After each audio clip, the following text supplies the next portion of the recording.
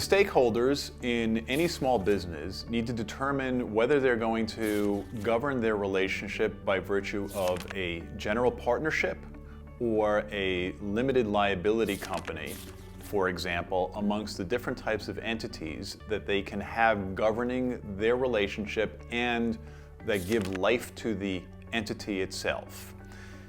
Some of the differences between a partnership and a limited liability company are apparent just from the very name of a limited liability company.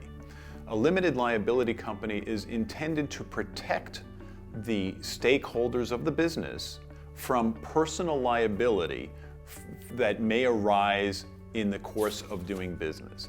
And that could be anything from if you operate a store, somebody slipping and falling, for example, and there being a lawsuit involving that, there being a breach of contract, there being any sort of liability that may arise.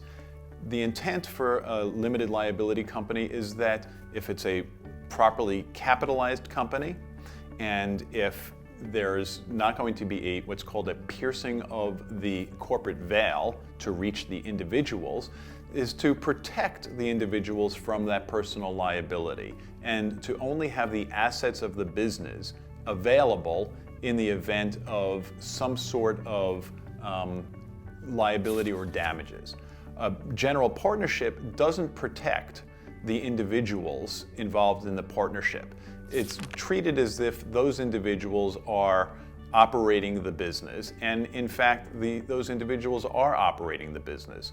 So states have created distinctions and differences between general partnerships and limited liability companies, primarily for the purposes of protecting against personal liability.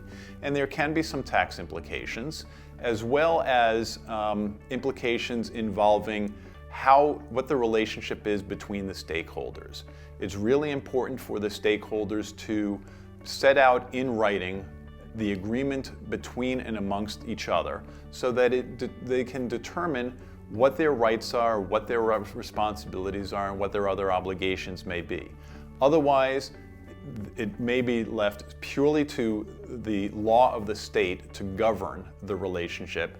And every state has laws involving general partnerships and limited liability companies. And those laws will apply unless you vary them and you really make them specific for what the needs of your particular business may be. So it's really a good idea to do your research, read articles and other resources, and find good documents that can then be used to govern the partnership or the limited liability company relationship.